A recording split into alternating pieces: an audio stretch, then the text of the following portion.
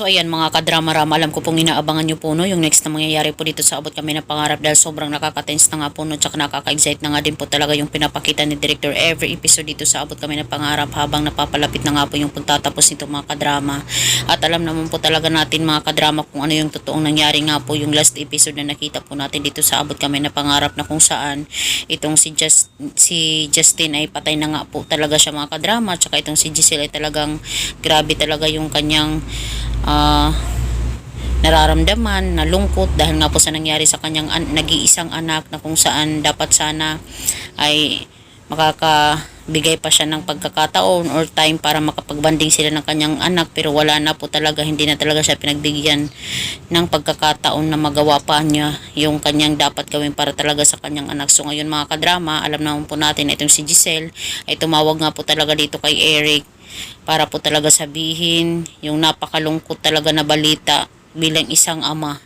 Lalong-lalo na itong si Eric talaga yung nag-alaga talaga dito kay Justin mula sa pagkabata hanggang sa naging dalaga na to. Tapos ngayon ay talagang tatawag itong si Giselle at sasabihin niya na, "Hello Eric, may dapat kang malaman." Kaya grabe talaga yung nararamdaman ngayon ni Eric kung ano ba talaga yung gustong sabihin ni Giselle dahil nga po parang kinakabahan siya. So yung time na yun po talagang sinabi ni Giselle na patay na si Justin Eric.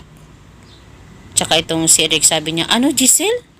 Si Justin patay na, wala na." Di totoo yan Giselle. Diba? Mga ganun bang linyahan mga kadrama. At pwede din talaga sabihin ni Eric na sinisisi kita Giselle sa pagkawala ni Justin. Nag-iisang anak na nga lang natin yan eh.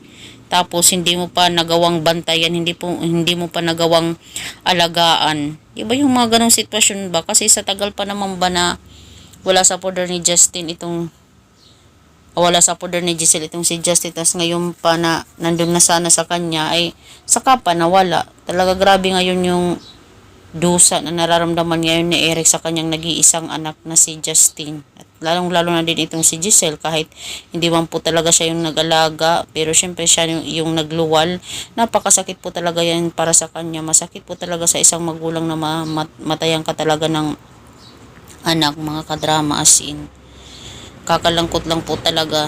So ito na siguro, possible din talaga itong si Giselle, hindi muna niya sabihin dito kay Eric na patay na itong si Justin, kundi pauwiin lang muna talaga itong si Eric kasi baka iba na yung maging emosyon niya pag nalaman niya na wala na itong si Justin, diba? Mas maganda dito na lang niya sabihin.